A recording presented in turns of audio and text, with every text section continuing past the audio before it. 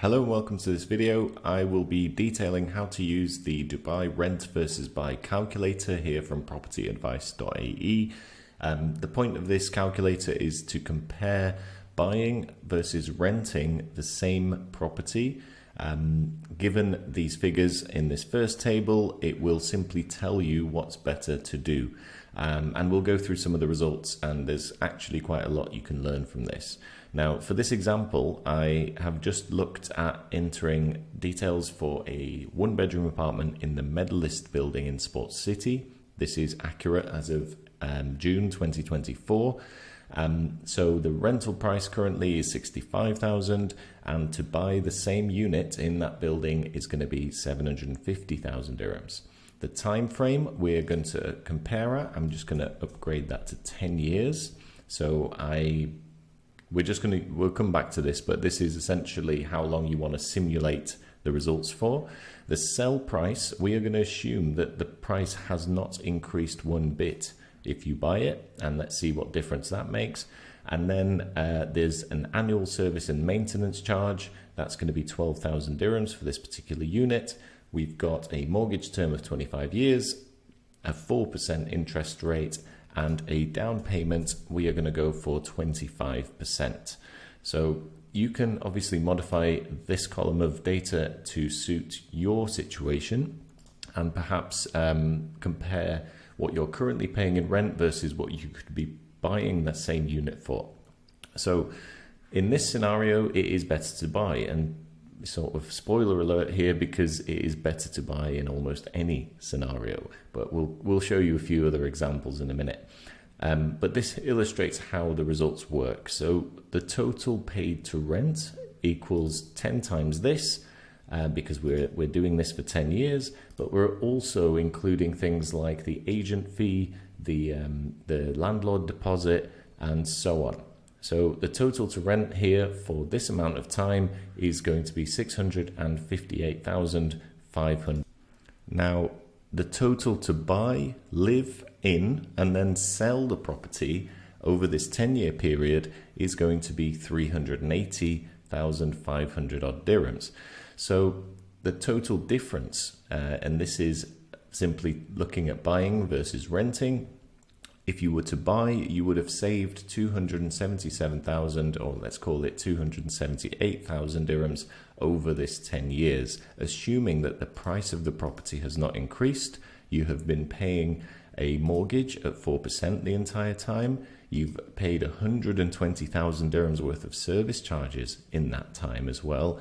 And you've even paid the relevant fees to buy, sell, and considered the deposit and literally every cost to do with buying, living and selling, apart from the monthly DEWA bills and any other fixing that has to happen.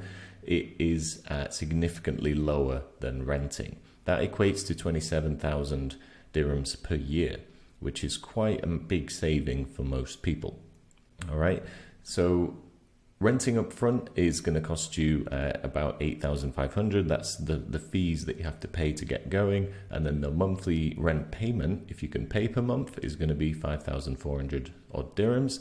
If you get the mortgage and you buy with a mortgage, you are going to be paying 248,000 dirhams up front. Now, some of you eagle-eyed viewers may have realized that that is not simply 25% of the buy price. Yes, we need to make a mortgage down payment, but there are a bunch of other fees that you need to pay as well in order to buy, especially buy with a mortgage. So those are all bundled together here. So this calculator is quite useful actually for figuring that number out if you just want to see the total amount all in one go. The monthly mortgage payment is going to be just shy of 3,000 dirhams, which is of course less than the monthly rent payment, by the way. And if we include the service charge, it is about 1,000, well, it's exactly 1,000 dirhams more. And the difference to rent per month is this. So that number, I've put this in here because it's always worth trying to buy and keep your monthly repayments lower or equal to what the rent would have been. There's two reasons for that. Firstly, generally, you feel like you're going to have a more straightforward life if your monthly outgoings are the same or better than if you were renting. But also if you do in fact move out of that property at some point and you want to rent it out to someone else, well, this is going to be a nice little buffer in case things like rates go up, interest rates go up, or something else, something needs fixing or whatever. So you've got this difference. You can also just see how quickly you could pay off this property and keep the same monthly repayment as you would have been paying in rent anyway. So we can play with some of these numbers in a moment, right? The first one I'd like to show you though is changing the time frame. So 10 years may seem like quite a long time to commit to. We will also discuss this figure, this 25-year mortgage figure, but considering that it is fine to sell your home, even if you've signed up for a 25-year mortgage, it's absolutely fine to sell it after even 1 year. There will be some fees to pay, which I'll cover in a minute, but your time frame, this dictates how much better it is to buy rather than sell. So if we simply make this number smaller, so if we go down to 8 years, you can see it's still a positive difference for buying. If we go down to, let's say 6 years, okay, 5 years or 4 years, okay, still better. Notably, it gets less good, but bear in mind this is 4 years. I expect some of you watching this may have signed up for a personal loan that might be 4 years long, or even a car loan, or even a phone contract at 2 years. You know, it's still better to buy even for 2 years in this scenario. Okay, so even though you've got all of that upfront cost, you've got various fees, at the end of the day, if you compare the two over 2 years with all the fees included, buying is still better even after just 2 years. Of course, 1 year you're going to lose some money. All right, when you are buying though, you should be aiming to keep the property for at least 5 years, because not only that gives you a chance to see some real benefit, it also gives it a chance for the hopefully price to go up.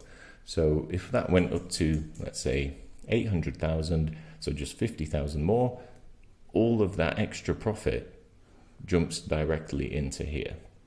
Okay, so if that price went up and you sold it after 1 year, you would still be 22,000 dirhams better off. So it is also worth considering what happens if the property value goes down for some reason. Now, there are a few reasons why this could happen. General economic downturn, it could be a worldwide pandemic. Although if there was another COVID, I doubt there would be so much panic selling as there was the last time round. But still, something else could happen in the world to drop the prices. So let's simulate that. Let's say you buy this property, 10 years later, the price has actually gone down to 650,000 dirhams. Will it have been worth renting or buying? Well, even though you've lost some capital gains here, you are still better off buying. Okay, and obviously you just need to hold on to it for over 5 years before you start to feel that benefit. But usually property goes in cycles of around 8 years. So if something is on the downturn, it will come back up again within about 8 to 10 years. So if you stick to your 10-year sort of plan here, it will be fine. Don't forget, you can always sell it at any moment, no matter how long your mortgage is. Now, if your goal here is to simply pay this property off more quickly, you could compare how much is it going to actually cost you per month, and then drop the number of years. So we can worry about this later, but let's look at the mortgage term now. Remember I said we had that positive difference, so you're actually spending less money every month, but you did have to spend $250,000 in the beginning. Let's assume that perhaps you currently have this laying in a savings account or an investment fund somewhere that you're not really doing anything with. If we were to put that into this property project, how quickly could we actually own the full property of this value, or hopefully a bit more? So if we're using a mortgage, we can start reducing this number. So we go down to 20 years, it's still 1,000 dirhams better than renting. 15 years, okay, we're still positive. Now at this point, I'd be cautious. I wouldn't really want to go up much higher, because if this goes up to say 6%, then you're in the red already. but let's be a little bit optimistic and give buying a chance here. So if you go down to, I think it's going to probably be about 14 years. So if essentially what this is showing is that if you are happy to invest this amount of money into buying a property that you're going to live in, and you were currently paying this kind of rent for something similar, if you just keep going at it, and you won't, month to month, you won't really feel much of a difference, aside from that you will never be forced out of your home. You're never going to have to moan at your landlord to fix something because you know, they're not looking after the property. You can decorate and upgrade your property exactly as you want. So there's actually loads more benefits of owning the place you live in rather than just renting. But that said, after 14 years, you own the entire property, and the amount you've actually really put into this is 250,000 dirhams. The monthly payment is what you would have paid in rent anyway. So hopefully this has shown you that there is actually very few scenarios where renting is better than buying. The only ones I can really think of is if the kind of property you want does not show such a good return. So perhaps much more expensive villas or properties where the returns wouldn't be as good. They might be better off. You might be better off renting those over buying them because of the much larger fees involved. And also, if you know for sure you're going to leave after 2 years and you're not really confident in the market staying as it is, then, well, yeah, to save yourself the hassle of getting a mortgage and so on, you may as well rent. Okay. The other reason might be that you want to move. You're perhaps in a stable job in Dubai, but then you may wish to move to Ras Al Khaimah or Abu Dhabi or somewhere else where you're going to need to live as well. In those scenarios, well, don't forget you can just simply rent your property out. And as long as you're getting this much rent, it'll pay for itself in 14 years with the help of the bank. Now, hopefully this has sort of been useful to you and you've learned something here. If you have, or you've got any questions, please comment below and I'll be aiming to get back to everyone. If you want to contact me, visit PropertyAdvice.ae. Remember, we are not real estate agents. We are simply here to help people understand the numbers and see the benefits of property ownership and helping you out wherever we can. In my next video, you'll see a thorough overview of a more detailed calculator, which is going to show you all of those fees I was talking about. You can actually see those fees in this second tab if you want to have a look through. So this shows you all the fees that are used in the calculator, and there is even a mortgage amortization table which shows you, how quickly that loan will deplete and what's the total interest you'd be paying. But you can see all the various mortgage fees, mortgage exit fees, which are just 1%, by the way, for your outstanding balance. There is all the buying fees, the DLD fees, agent fees, and so on. Now, the next video, if you're set on buying, especially buying for investment purposes, then have a look out for that one because that will show you even more useful data. Thank you for watching, guys, and all the best.